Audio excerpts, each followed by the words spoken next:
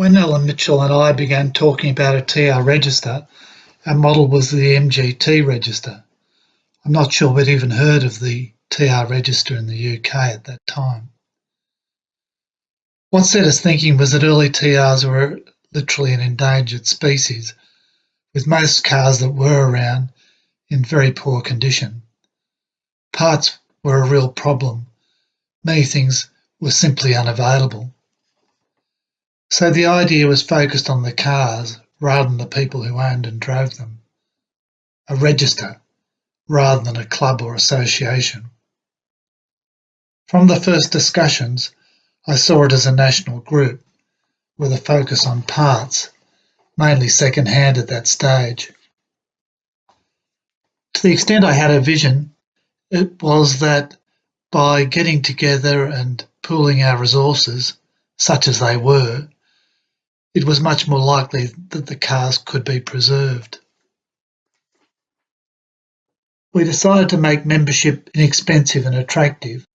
We wanted everyone who had an early TR to join and didn't want to lose them when they had joined. The important thing was to keep in touch with the cars through their owners.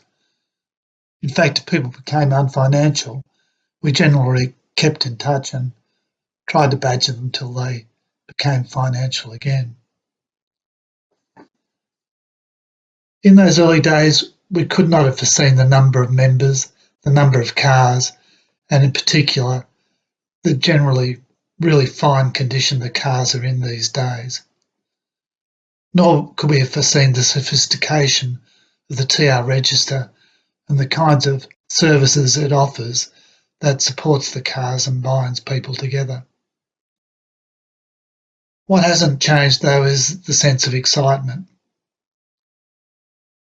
At the initial formation meeting way back in 1976 at the place I was living in then, which was at Chelmsford Avenue in the Sydney suburb of Epping, the enthusiasm of the people that met there was just palpable. It was so exciting. I can remember it like yesterday.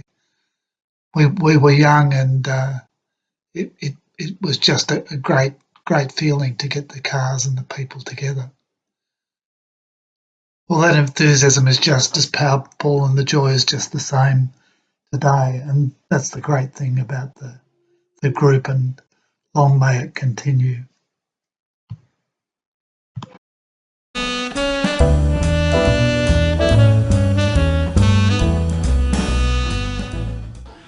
Okay, Alan, g'day. How are you going? Yeah, good, thank you.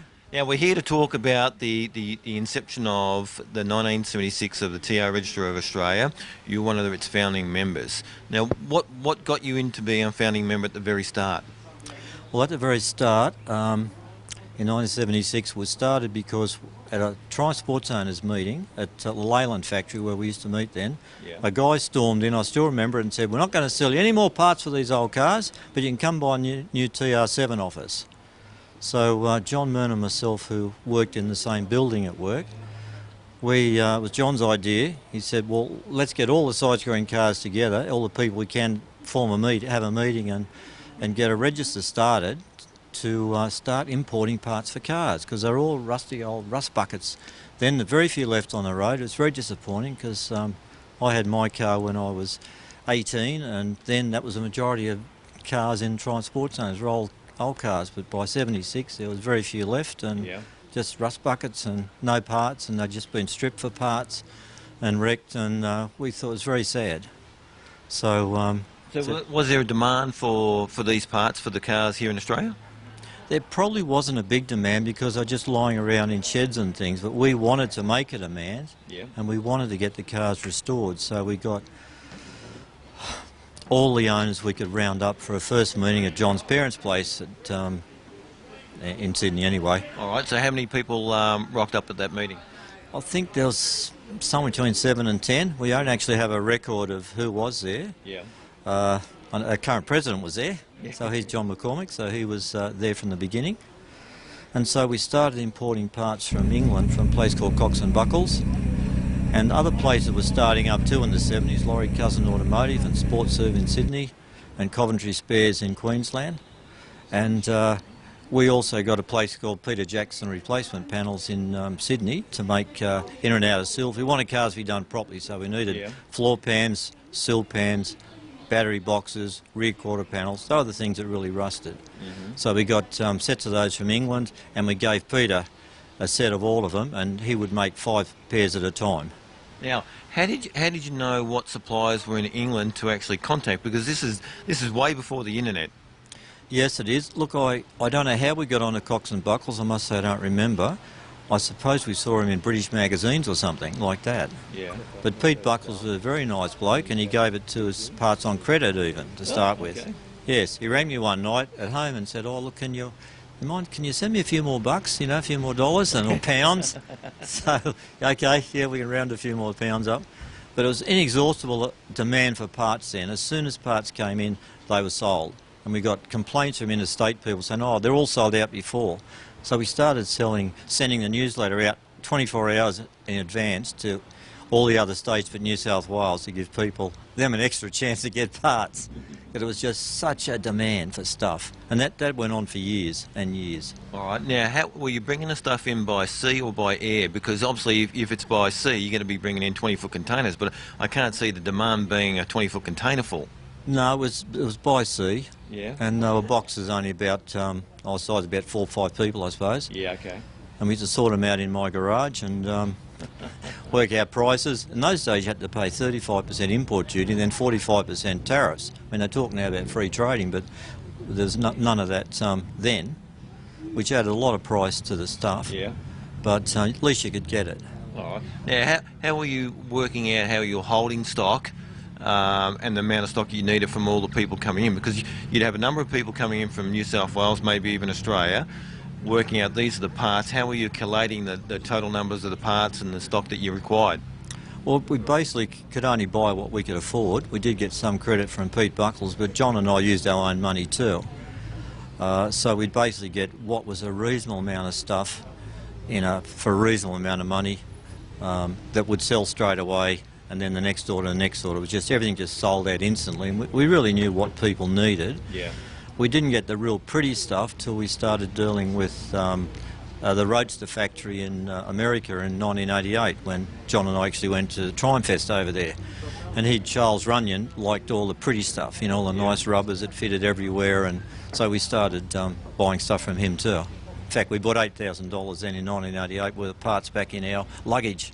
I had 6 grills under my arm trying to get on the plane, and someone said, "Oi, come back here, you." So they go into the luggage compartment, but they came out undamaged. All right. Now, how's the spare parts evolved for the Triumph Club now over in the decades of the late 70s then? Well, they sold and sold and sold, and still I saw in last year's sales there was $66,000 worth of new parts sold, and that's obviously a lot more than we were selling in those earlier days because we didn't have the money. Yeah. But the numbers have grown, like there's 360 something members I think now, and cars have just come out of the woodwork from barns and things, and obviously the momentum gets going, as you saw here today. We had about 15 cars at the first concourse in Parramatta Park in 1978. Yep. And we had it then, hottest day of the year, January, because the historic race meeting started at Amaroo in 76, and we had the 2 Fast brothers come over down from Brisbane, and the 2 cousin boys come up from Adelaide. So we thought, this would be a good time to have a concourse. We've got some people from interstate. And Laurie Cousin donated the initial trophy, and he was into restoring cars, fixing up TRs down in South Australia then. So we met a lot of people from all over the country. And in 1978, John and I went round Australia for 9 weeks. Well, he went for 15, I went for 9, and we went and looked up personally as many people as we'd, found to join the club, and got onto a one-to-one basis, and that got more momentum going in that, and it just kept taking off and off and off. Now, what is one of your fondest memories of being a founder of the club for the 70s only at this point of time? I think it was getting cars going again. I mean, I had my car when I was 18, so it was very sad to see that being the most common car to being almost none left. And to see cars being restored. Like, if you saw the roughest car here today, that was the average car of the 70s, how bad they were. Yeah. I mean, young people bought them new, they probably weren't garaged, they were rust buckets. And now there's so much restoration, and you got the parts to restore them with. And Right. people were older and got more money to pay for them then. Yeah. Now, so back in 1976, 1976, you've started the club as a founding member. We're in 2019, some 40 years later. How do you feel now about how much the club has actually grown in itself, not only from the spare parts, but it's gone into the community side of things, running concourse events, and the amount of members? You must be tickled pink. Look, I am tickled pink, indeed, and it's lovely, all the friendships you made. It's the old saying, it's the cars that bring us together, but it's the people that keep us together. And all the friends and people you meet over the years, and the friends you made, you never would have met them otherwise. That common And interest. a very common interest, and universally, sports car owners just seem to be a very nice bunch of people, and people have the same sort of thinking that you have, I guess, and you get on so well with most people. And all those friendships, would never have made otherwise. My sister introduced me. Found a TR when I was 15. I had my first ride. Yeah. My sister had a boyfriend that had a blue TR3A. I was later to own that car. All right. And she sort of said for 40 years, if only you'd never had that TR, if I'd only never had Warwick. She didn't realise it's the camaraderie that keeps you going, not the cars. Well, it's both, but she never understood that. No. Well, interesting comment, but I think you've got to have that passion about cars, which then leads into the community side of things and making friends for life. How have you found the Nationals for 2019? Oh, I think it's fantastic. It's the most side-screen TRs together yet. Most cars are lovely road cars now. In the 70s and late 60s, we raced our cars, so they were beaten into the ground there too. The old Acuri Triumph team, of which I was a member, we had something like 28 people with CAMS licences, and we used to think, well, we got the biggest racing team in the world. We may not have, but we used to think we did because we're only, 21 sort of thing. But now all those old race cars with big, massive flared guards are all gone. They're all very sedate cars, like mine is now. No more 8-inch rims, no more great big flares, and it looks very sedate. All right. Now, it might look sedate. Have they gone back to more traditional, original, because of the value of these cars going up? I think so. The more original a car is, really, the more it's valuable, and most owners take pride in it looking as original as it can be, yes. Well, we're all individuals as well, and there are people who like to individualise their cars as well. So there are some that want to keep them original because they think there might be more value, or they like it that way. But some will customise them to suit their personality, and they like to do that. Each to their own, but normally the higher the value of the car, the more original it should go back to. Yes, it is that way. There are people like that man over there, Brian Richards, has got an aircraft engineer, an ex-Air Force man. He's got that many electronics and things in his car, and fuel injection, etc., etc. Yep. But I said to him once, it's no longer a TR, it's actually a derivative. Oh, how'd that go down? He went like that at the time. But my cars are pretty standard. Yeah. All right, Alan, well, I want to say thank you very much for telling us your story on the 70s for the TR Australia Register, and it's been great to interview you. Thank you very much. Thank you. Cheers. Thank you.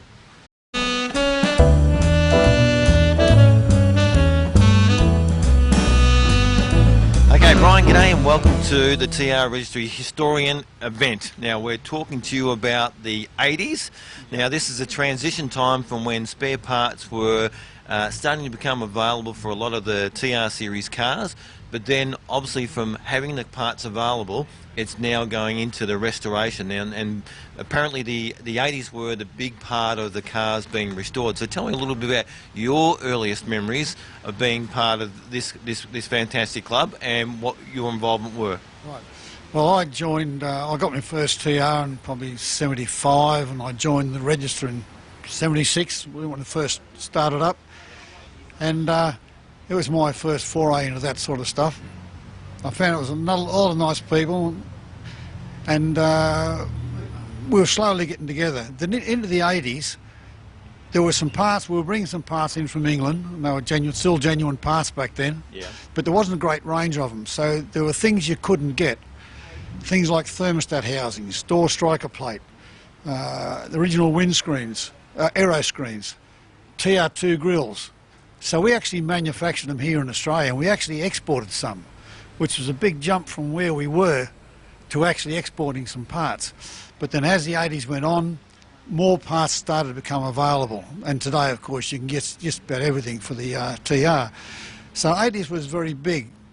And the club, of course, was founded to put cars on the road instead of going to the wreckers. Yes. And in the 80s, we started to see that. There's a lot more people starting to put some effort into cars. And we'd go out on a run, like I remember going into Kangaroo Valley. There was like 14 cars headed out.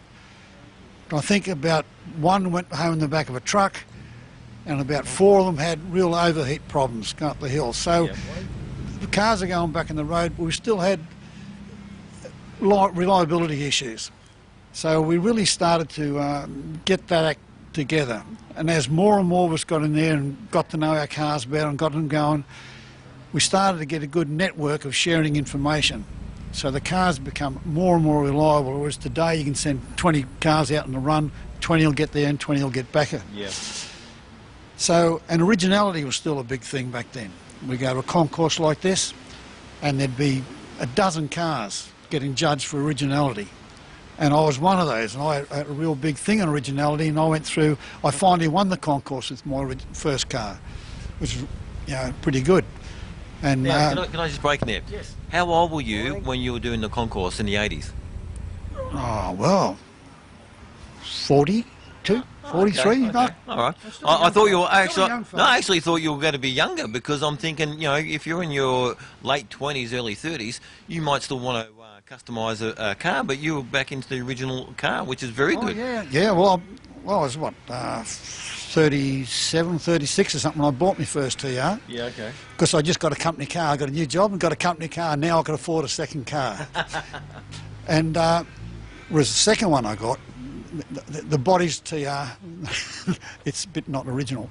So we really started to get some reliability in the cars, and through the 90s that got even better. Of course, as time went on, now the cars are very reliable. Yeah. But something I learnt very early in the piece, especially in the 80s, we started to get involved with some other clubs, is that no one buys a TR to make money or for status. Yeah. They only have a TR because they love them, which is why we all get on so well. They're a great bunch of people. There's not full of posers or... I had a Maserati for a short time, a 62 Maserati, and this was in the 80s, so I sold my TR and bought this Maserati, and I went to a Maserati register meeting. Yes. Half the people in the car, all the people in the club there knew they had a Maserati. Half of them actually knew what Maserati they had. It was status. Yeah. You know, that was the only meeting I ever went to. Yep. Whereas the TR, great bunch of people, and over the time, because we network so well and have these sort of events, it's been very good. And the 80s was really a growth year. Our membership went up, we went interstate, and you know, it got a lot better. In the 90s that developed a lot. In the 2000s really we found it. We think we found it anyway. Oh, I think you have. I think you've really done well. And what I'm trying to get back into is the manufacturing side of things. So, you know, a group of guys, a group of people getting together to understand, hey, we need to manufacture some parts here. Not many people have done that. And I want to try and understand, were you manufacturing the parts yourselves, or were you getting a company to do that? And if you were getting a company to do that, how did you then give them the specifications to make the parts to make sure they're correct? What you've got to remember first is there's only probably 60 of us. Yep. So we're not talking hundreds of people here. So our critical mass was relatively small, but if you need a thermostat housing, you need a thermostat housing. So we had, for the like things in the thermostat housing, the door striker plates and the aero screens, we had another company make the moulds, do the castings, everything from original parts, you know, ones that still were all right. And they made from that. The grills, we had because they're a fairly flat plate and just a lot of holes in it, we had someone did a machine program, and he used to cut them out of a billet of aluminium. Yeah, okay. And since we were the only ones with them, people overseas wanted some. So we sent some overseas. Yeah, here's a country here in Australia. Here's a country here in Australia, a very small minority of owners of TR cars exporting spare parts around the world. How unique is that? Well, probably fairly unique, you know, when you think about it, but we were keen. We believed in what we had. Yes. And I think that's one of the things that sets this club apart, is we believe in what we had, and we believe in looking after it. And the whole, well, you've probably been told, the whole aim of the club is to put cars on the road, keep them there and keep them seen, which is why back then we had a whole heap of cars in concourse. There's probably 3 times as many cars here today, but there's only 3 in concourse. Yeah. Because we're all, I don't want to talk about the 90s and the 2000s, but we're all interested in making them reliable. Yeah. We want to be able to drive them. They do have some issues, and over the time we figured out what the issues were, what the minimum amount of things you can do to the car and make it reliable so you could jump in the car and go to Brisbane tomorrow. Now that's interesting because you've got a wealth of knowledge that's been built up for many, many, many years. And I can see that on your website you have these forums and you can get a whole lot of information because you've recorded all this information.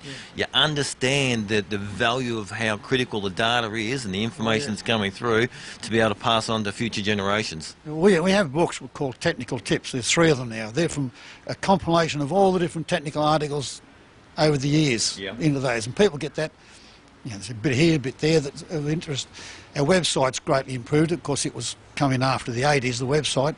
But our magazine, I used to print our magazine in the 80s, used to print our magazine off at work when everybody else had gone home. Of course, Xeroxing back them days was expensive. So we'd copy all these things off, and we'd all meet up at probably John Mearns' place and fold them all up, put them on envelopes, lick stamps, address them and send them out. Whereas today we're a lot more professional, obviously, like most clubs. Yeah. But the idea was to get the information out and get people talking to one another. And it was fairly successful. It really set the pace, and the rest of the time has really been a natural progression. Yeah. You know, like you get it better each time. Each time you do it, you get a little bit better. You learn something. But the main thing is let the technical information is available to everyone. I get phone calls all the time. I've been talking to this bloke in Spain and Canada, England, Sri Lanka, because they read the website. They see what's going on. Okay. So they contact, and I'm not the only one, they contact us. The same as we contact them. So around the world, and we're, as you've probably been told, we're the only TR register in the world now that solely sticks to side screen cars. Yeah. The rest of them have expanded, which is why we've got the membership we have, and it stays about the same. Yep. Because there's only so many cars out there. Oh, fantastic. Well, look, it's been great talking to you. Your wealth of knowledge and what you've done for the club is fantastic, so thank you very much. No worries.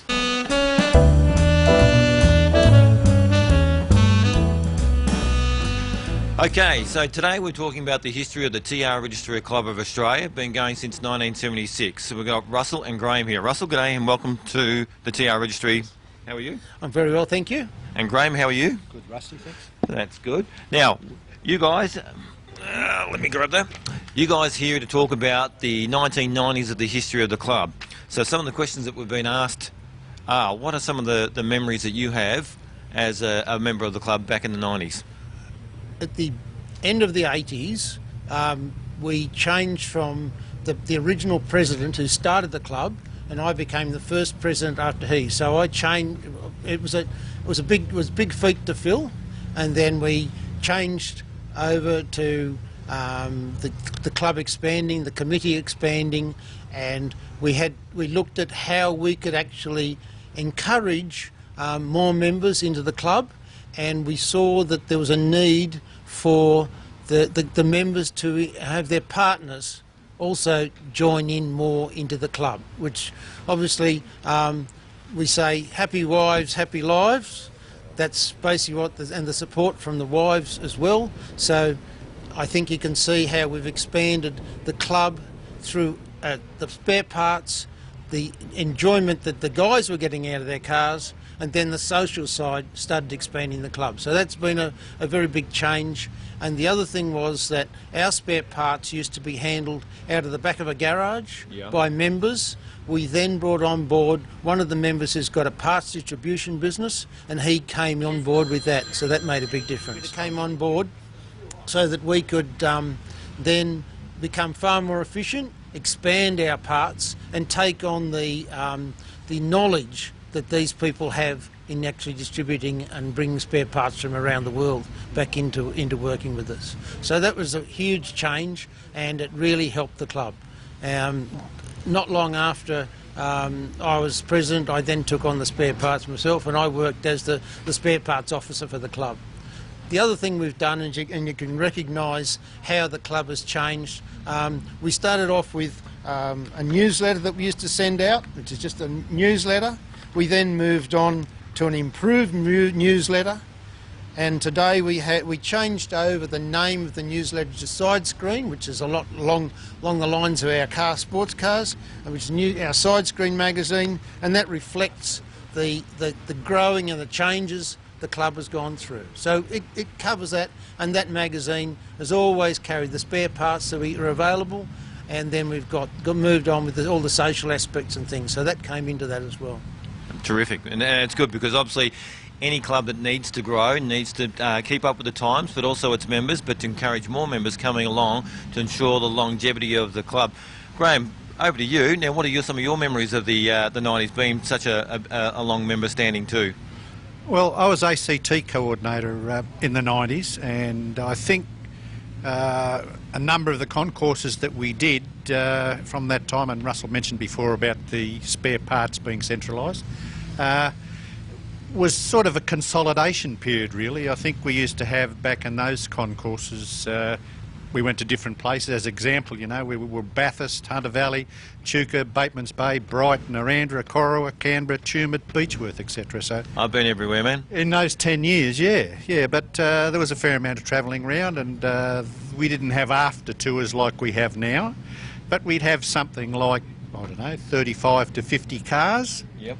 And I think I also mentioned in an earlier interview that the people that were doing the judging, because back in those days you judged every car, and you went to the dinner on the Saturday night, and the first cab off the rank was the last judged car. So you went through the night, and eventually somebody had won the concourse. Well, you could do that maybe with 40 cars. It was getting a bit over the top really then, because the judges had a fairly long day, but you could do it. But we've grown, you know, since the 90s to what we're like now with today, something like 80 cars, so you certainly couldn't do that sort of judging now. But a consolidation in the 90s, really. Yep. Going to different places once a year, getting your cars ready to go, consolidation at a state level.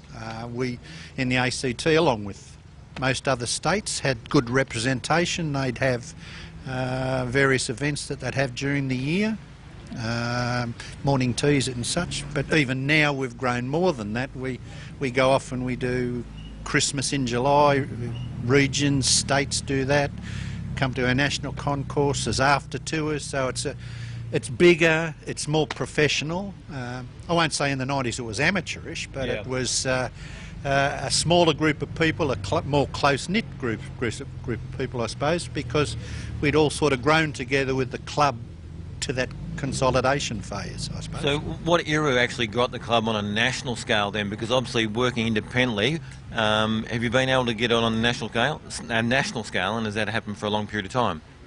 Well, more recently than the 90s, yes. I mean, there's been involvement, most places, most states.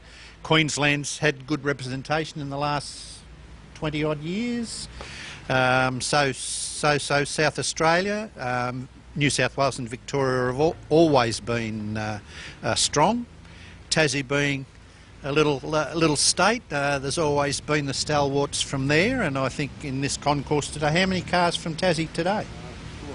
4 or 5, which is their 5 cars, their biggest representation ever across to mainland, and never much happening from Western Australia, simply because of the tyranny of distance, I suppose, you know. But today there is the one, and he's the West Australian coordinator here today. So there's another sort of milestone in modern sort of...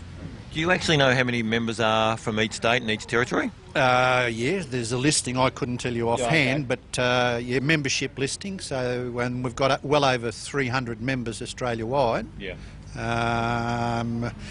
Let me say, I suppose New South Wales and Victoria would be the 2 larger.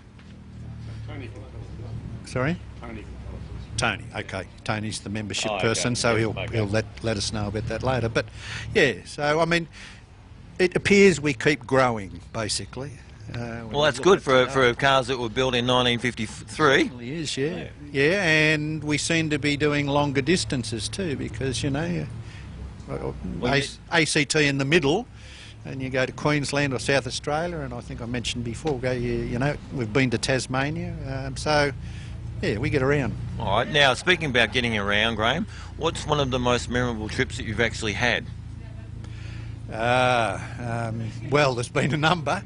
Armidale was an interesting one going there. We came through a hailstone just north of Tamworth, and they closed the road. We were the last people through. But we followed a car, and the hailstone was that severe it had shredded all the leaves off the trees, and we're driving on hail and green shredded leaf. We used to, our concourses and our meetings were based more or less in New South Wales, but we had meetings in South Australia and Victoria on a swap over basis each year. Yes. But the meetings that really changed things was back in 91, where we had a meeting in Hunter Valley. Right. And we decided that we'd bring in the wives and we'd bring in as more people we could. And we've also got the associated TSOA, Transport Owners Association, and we brought them in to help judge and bring their cars on in display as well. So at that point, we actually had a far more fancy restaurant type main dinner. Right. And in fact, it was in a winery, so we could bring the top 3 cars into the winery itself. Right. So we actually had them on display, and you didn't know which car had won the concourse until the final announcements. Yep. But it was lovely to have the 3 cars. And the other thing we did was we got everyone at the which was about 80 people, I think 80 or 90 people. We got every member to stand up and say who they were and introduce their wives, so that we actually got people to actually communicate further between the people, because it tended to be just the blokes before, and we used to have an announcer of the winner in the back of a motel. And we decided we sort of decided to move on a bit from there. Yeah. And it was interesting because Wyndham Estate, it was in Wyndham Estate, and Wyndham Estate brought out a wine called Bin TR2. And Wyndham Estate donated a dozen cases of wine a dozen cases of wine as prizes. Right. And we had this huge stack of wine sitting there, and that was all given out as well, so as prizes and things. So that was a pretty big change, and from then on we ended up with presentation dinners and things like that, which really moved the club on as a club which had social background as well as our sporting cars and getting the cars back on the road. But the other thing that did change, the cars in the 70s and 80s were built and rebuilt more to be cars that were being used and ridden and brought along and then shown. But then we started getting cars that were really being built up as really fine examples of how a concourse winner should be, and you could see the improvement in the quality of the restorations, and I guess you really see the results of it today. But people still drove them. Yeah. And that was what we wanted. All right, so it looks like that the 90s were certainly a decade of change that has made the club more professional than what previous years had done, and that's just a natural progression of any club, to be honest. And the more members that you grow, obviously then the more professional come with the newsletters and so on and so on. So it sounds like you guys have been doing a wonderful job as president and moving the club forward in the right direction. We hope so, and we hope people get a lot of fun and enjoyment out of their cars, and we see that today. Well, let me tell you, from in 2019 doing the Nationals here, I can tell you folks that the amount of community spirit within the club and what you guys do is actually very good. So that must be some well-worked stuff that you've done previously. So that's the foundation you've laid. Thank you. That's been good, and No we've worries. really enjoyed it. Okay. Okay, cheers. Thank you. Anything else you want to say, Graham? Yeah, well, I was just going to mention, Russell mentioned about Wyndham Estate and the Hunter Valley.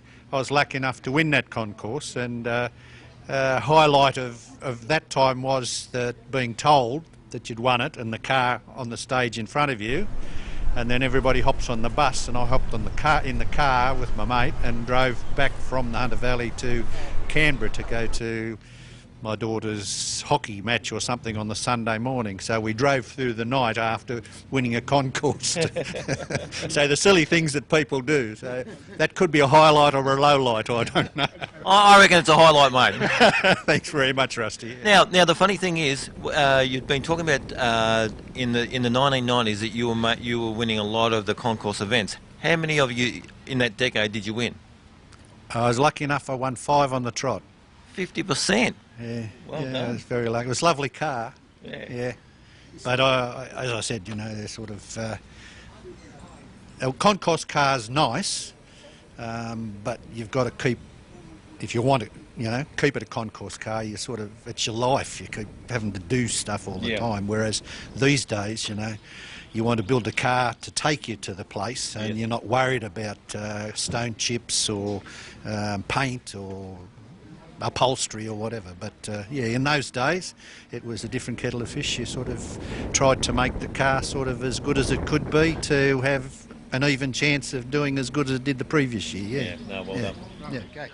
When Wyndham Estate had the Bin TR2 wines, Rick Fletcher had a TR2, which is a beautiful car, and they actually bought it from him, and it became a prize for people buying Bin TR2 wine.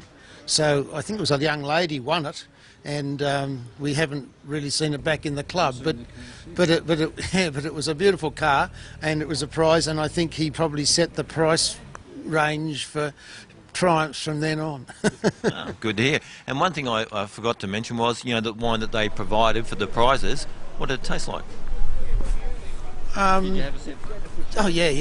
No, it was. I'm just trying to remember. Actually, Have you still got a bottle? I don't think I have still got a bottle. You're bloody alcoholic, are We you? drank it all. Yes. No, the wine probably went down pretty well. I'm sure it would have. Yeah, but we were very thankful to them because they did let us use their facilities.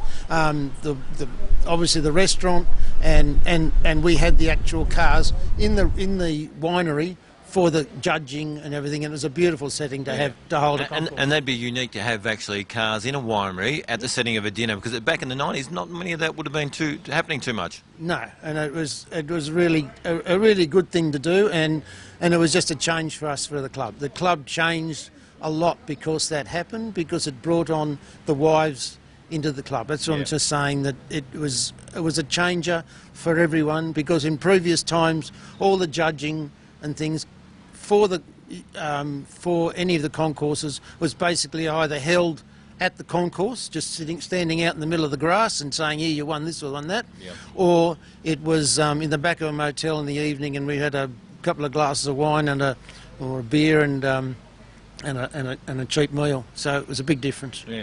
And an important thing about that, Russ, is that what you're doing is you're not only bringing the wives in, you're bringing the family and the children and the next generation of TR members. That's right. My son, as he grew up, actually, I've got a back seat in my car, and possibly a little not quite as legal it should be, but he used to have a properly set up baby seat in the back of the car from when he was born, right through to the sit-up back seat, to actually driving around. And I always remember him, as we drove along, waving to the cars behind as he got bigger. So it was really interesting.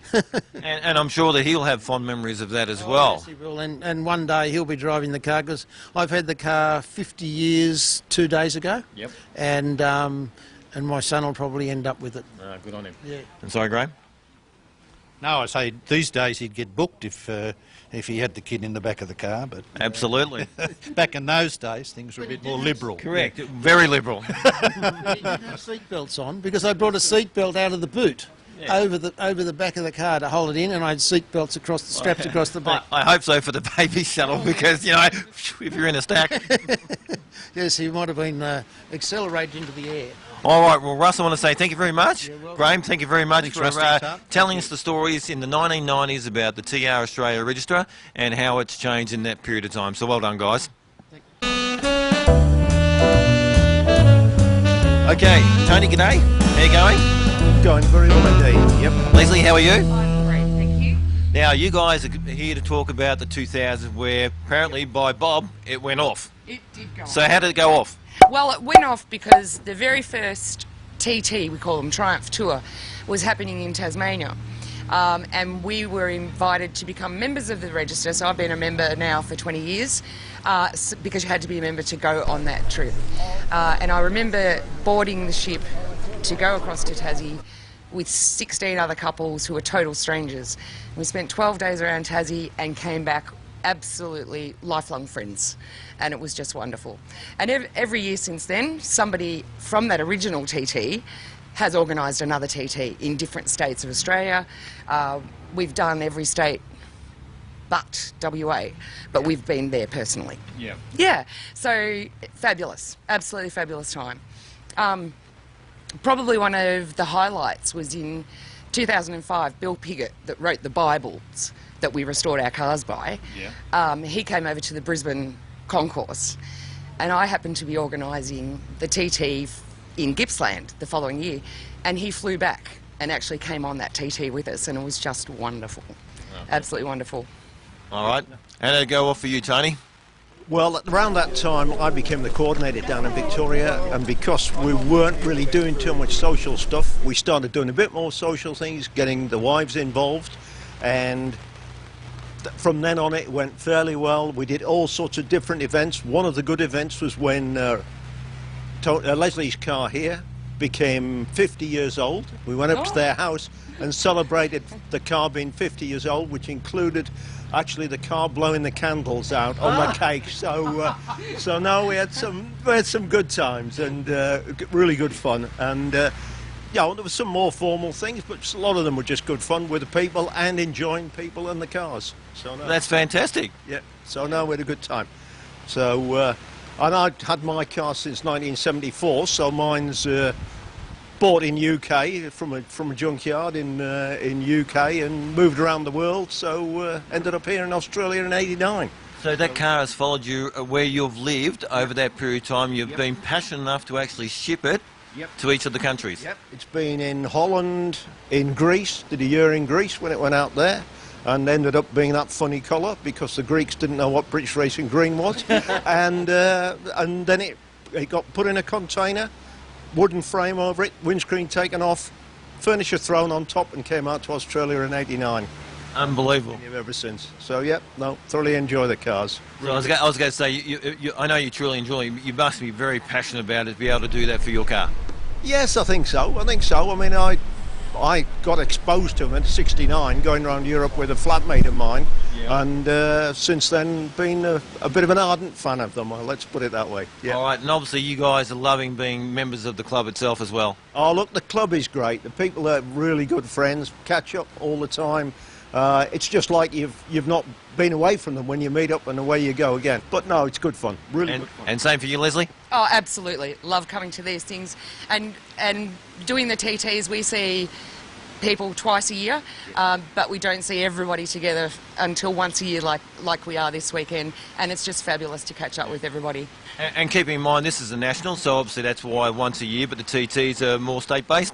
Yeah, it's sort of the core group from the very first TT, but we've had some people pass away, and then new people come in, or some people can't come, and we actually have to put a limit, and we have waiting lists of people that want to come. Yeah, I'm actually organising one in Western Victoria for March next year, and it's filled up already, and I only sent out the emails 3 days ago.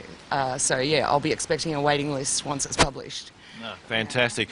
Well, it sounds like you guys really set the benchmark for the 2000s to actually increase the community and the social side of things, and that's just been the the real base of moving forward for the club from a more social community point of view as well. Definitely that's the way it's been. It's been just trying to develop the club, especially socially, because a lot of people now have their cars on the road. The cars are in good condition. People want to use them, enjoy using them, and we've got to use them now before we're getting too old to be able to do it. So no, it's going well with the club. It really was, and that was the time when it really expanded from being people just doing it individually to being much more communal and out there and enjoying the cars, which is what it is. Fantastic. Well, I want to say thank you very much for both sharing your experiences for the TR Register of Australia and what the club means to you both. So well done. Thank you. Lovely. Thank you Thank very you very much. much. Thanks.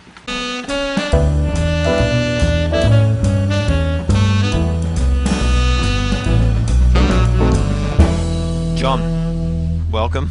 Thank you. Now, we hear about a little bit of history about the organisation of the TR Registry of Australia. You're talking about the current 2010 onwards.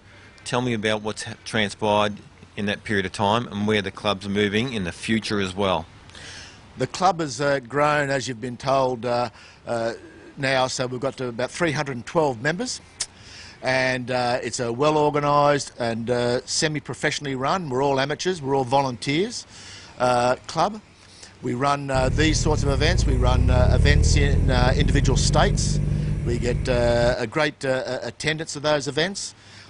We still have, though, the majority of members whose interest is in the cars and fixing them and restoring them and providing advice to other people on them. Because that really is the DNA of the club, isn't it? It is. These cars are unique in that the more current Triumph versions and the other sports cars that were newer were far more reliable, far easier to maintain, and spares were more available. These cars need hands-on ownership, and all our owners now, if they start getting other people to work on the cars, eventually they end up doing the work themselves. Yeah. Because they're simple and they're easy to work on and it's fun to make them go yourself. That's still the essence of the club, but the social side has grown a great deal. One of the great things about the club in the 2010 to date, 2019, the club's been going now for 43 years and it's developed a sense of its own history. In 2016, we instituted a trophy for the ultimate prize winner of the concourse. It's called the Mern Mitchell Trophy, which recognises the history of the club and the founders of the club, John Mern and Alan Mitchell. Yeah. And I think that is a wonderful and significant achievement of the club that's been going long enough and successfully enough to have that history. Well, that's great news. The future of the club is one of consolidation. It's unlikely we're going to grow our membership a great deal from what we have. There may be 600 side screen Triumphs in the country. To have more than half as members is probably all we're going to realistically get. So what we're doing is we're consolidating. And I took over as president in June this year, and my objectives are to improve the lot of our members through increasing the affiliation with overseas clubs and overseas organisations where there's a wealth of experience and resource. It's to improve the management of the club, to make our club more professional in the management, making sure our constitution's up to date and reflects what we need it to reflect. Is to make sure our financial management is appropriate and that our resources, and we do have resources in our club, financial resources, that they're invested for the benefit of the club and we don't waste them. Yeah. We've got a really good future. Membership will stay stable, but we need to progress how we do things. All right. And that's not being critical of the past. It's just an evolutionary process. Well, it's like anything. Everything's got to continuously improve, and you've got to be able to provide benefits to be able to sustain the members of your club, because that's important, and what their wants and needs are. That's right. And wants and needs, we have just completed, for the first time in the club's history, a club-wide survey of members, a questionnaire type survey. We got over 150 responses, so we got nearly 50% of the membership to respond to that. Overwhelmingly, those responses were positive, and they've given the committee and myself as president a range of opportunities to work through to provide what the members want from their own mouth. Yep. And what are some of those things that you're going to be looking at in the next 1 to 3 years?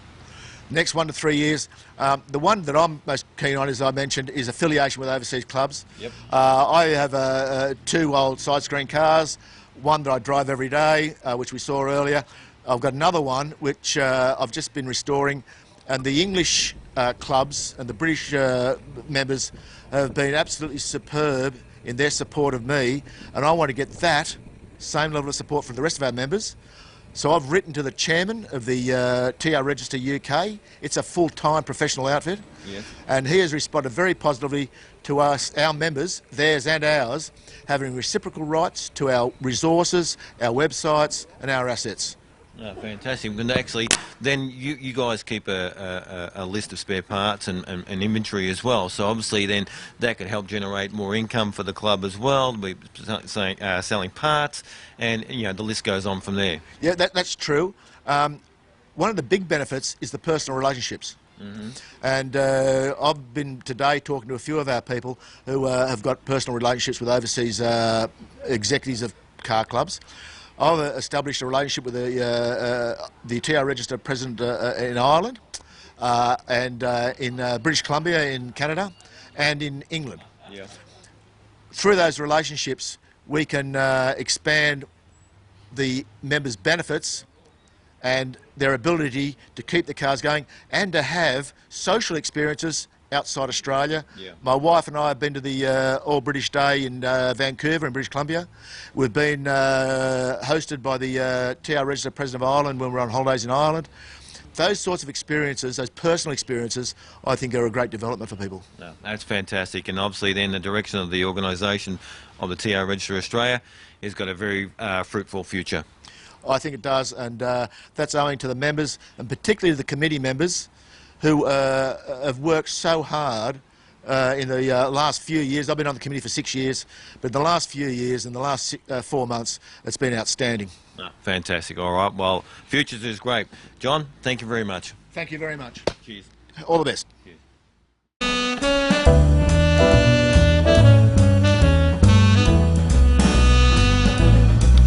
John, g'day, and welcome to the TR Register of Australia. How are you? Good, thanks, Rusty. Thanks for having me.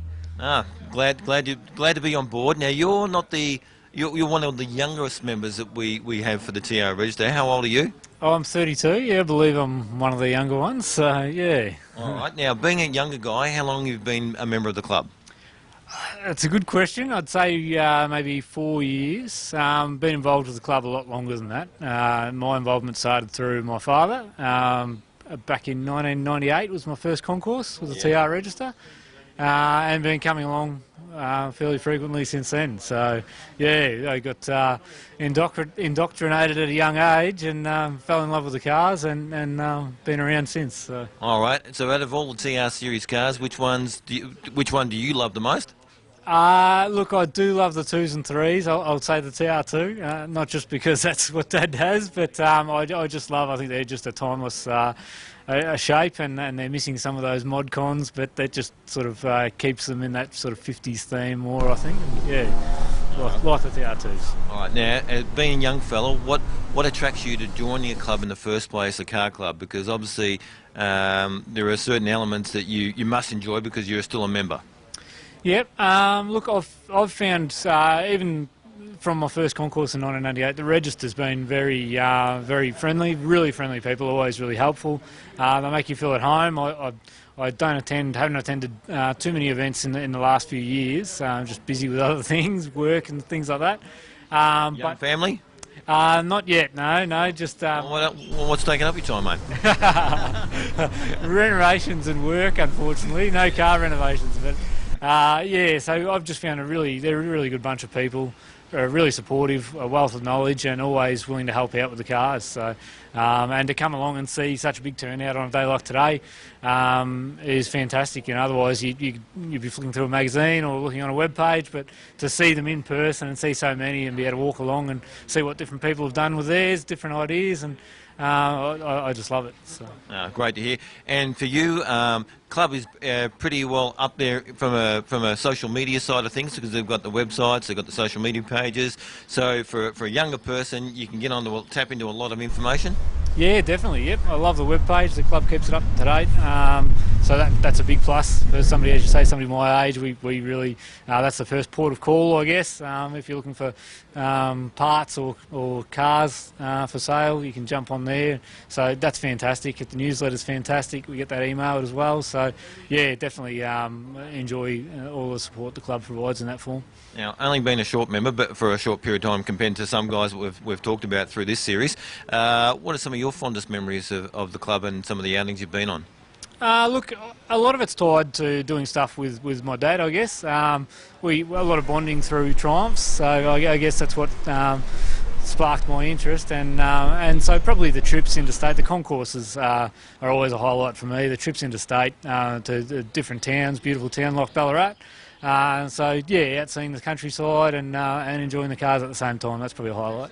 Fantastic. And I want to use a line. I know I shouldn't, but you know what happens in Vegas stays in Vegas. Is that what you're telling me? Something like that. Although you and your dad? Yeah, that's it. Yeah. So no, always lots of fun to be had. So we've had lots of good memories. Oh, fantastic. Well, I want to thank you for taking the time to have a chat and let the TR Register know how you're coping and how you feel with the club, and it's a fantastic club. So well done, mate. No worries. Thanks very much for having me. Cheers. Thanks.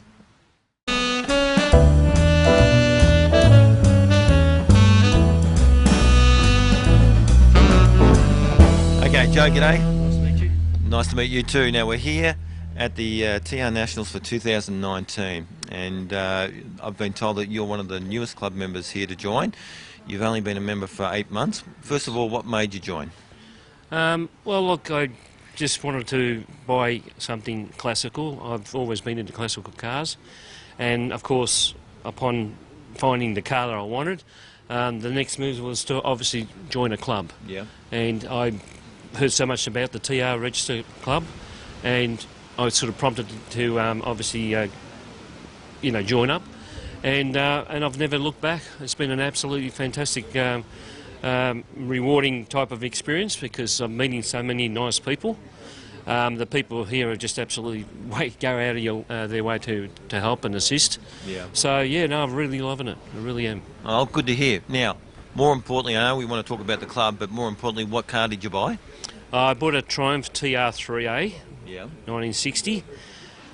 So I've just been loving it. It's just absolutely. What's it got? What's the engine, build, model, interior?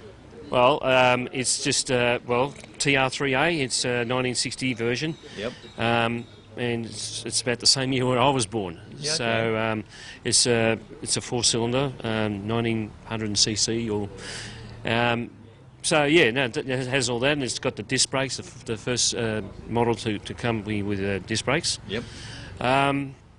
All I can say is just I love it. I love it. All right, now, did you like TRs beforehand, or what made you go to that? Because you've obviously had a few cars before. Yeah, well, nothing like the classical, but I was always interested in owning a sports car. Yeah. And I was looking at primarily an MG, MGA. Yep. And I drove in the MGA, and I was sort of semi-hooked up on it. And then, for some reason, I just went to the Triumph. I was looking at the Triumph, the 2R, the 2. Yep.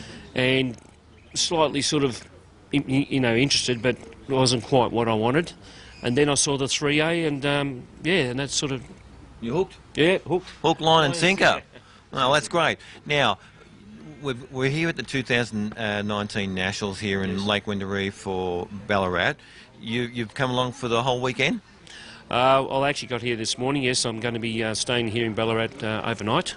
All right, so you've experienced the car show. It's been a little bit inclement weather, yes, but a great range of cars. Have you had a chance to actually go out and look at some of the other cars that are around? Yes, absolutely, yeah. I've just had a good experience in looking at what all the other car enthusiasts have got, and I'm thoroughly enjoyed it. All right, so obviously that cements your choice that you've made a good decision to buy the Triumph? Absolutely, yes. I wouldn't look back. Yeah. Well, they're a sporty little car too. Yes. I mean, I wasn't familiar with these cars either, and to look at them now and to see them in the flesh and see them drive around, they're quite a nice looking car. Well, ever since I've bought the car, I've just had nothing but people just coming up to me from, all walks of life, and just quite intrigued about the actual car itself and what it is, and you know, can we take a photo? And it's just like, wow, never had that sort of experience before. Well, maybe it's just you. No, it's purely the car. I don't want to take a photo of me, but the car itself. All right. So obviously you're enjoying the club. You're great to be a part of it, and a wealth of knowledge from them that you can tap into as a new member to make your car right. Yeah, no, look, it's a great bunch of people, and I've just been thoroughly enjoying everybody's experience and wealth of knowledge that they've passed on to me. So yeah, no, I've never looked back. I've just really thoroughly enjoyed it. Now I've got trying to get my kids into it. Yeah. Brainwashing. Brainwashing, yeah. And I had my younger son who actually likes detailing cars, and and he really took it upon himself to say, well, look, Dad, I'll have a go at it, and really brought it to what it looks like now. Oh, fantastic. Yeah. That's really good. Yeah, no, absolutely. All right, mate. Thank Well you very done. much. Thanks for joining the club, and many happy miles for you and your family in your new TR. Appreciate that. Thank you Cheers. very much.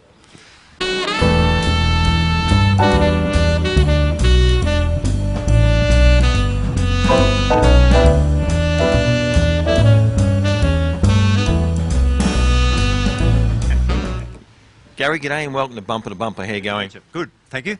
Now, Gary, you're the guy that organised the majority of this event today here at Lake Wendouree for the TR Register Australia Nationals. Well done to you, first of all, because it's no easy feat putting a car show together, let alone trying to organise it in inclement weather as well. You're not telling me anything. No. And it wasn't just me, it was a team of people who everyone played an important part in it, and that's what made it, I think, successful. All right. I want to ask you, who picked out this location? Because this location is fantastic. The trees, the lake, it is just a real picturesque place. We sat down together and went through a list of towns through Victoria. We wanted it in country Victoria. Ballarat come up. We came up here for a couple of nights and went round the venues and things, and that decided. So that was a group decision. Yep. The location, I saw this and thought, that's pretty good.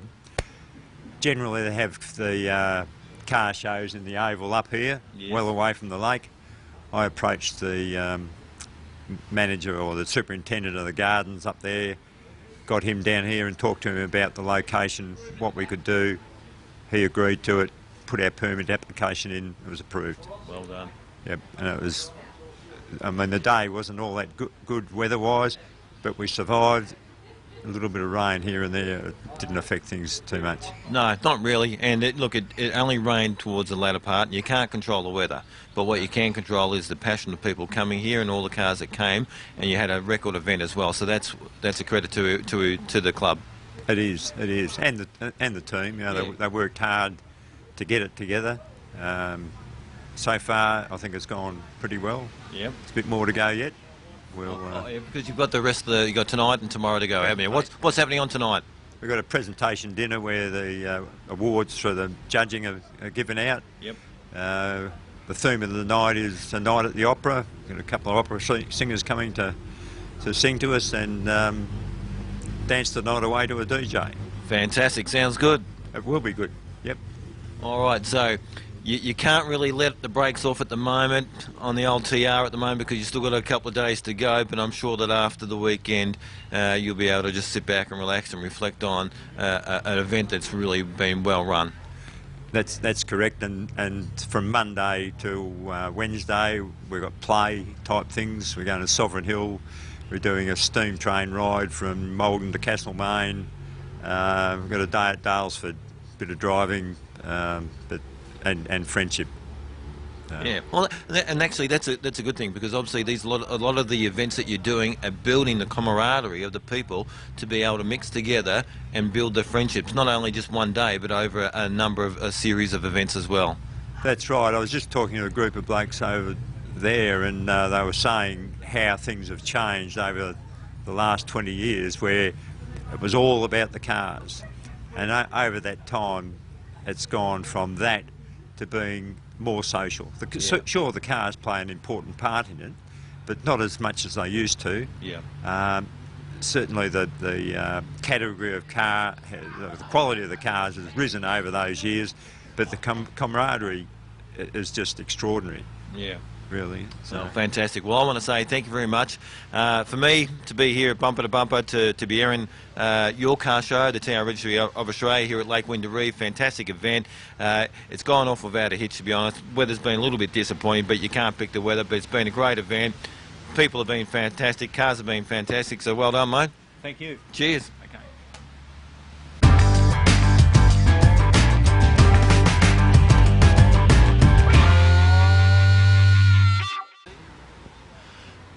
Now, Bill, the TR series of cars have had a long history in racing. Where did it all start? Sure, well, really it started completely with the first cars around. You'll see one of the Streamline models here that was used as a record breaker at some time, but also their primary use was in rugged situations such as rallying and also for endurance racing. A team of Triumphs competed several times in the Le Mans 24 Hours with some success. But all through the time from the first TRs on, TRs have been extremely successful. Kaz Kazner in the United States was a prime racer of TRs and ran Triumphs over there for many years and still does. In Australia, Triumphs have always been features of club racing and local racing and have been competing on that kind of scene for years. Bill, who have been some of the famous race car drivers here in Australia?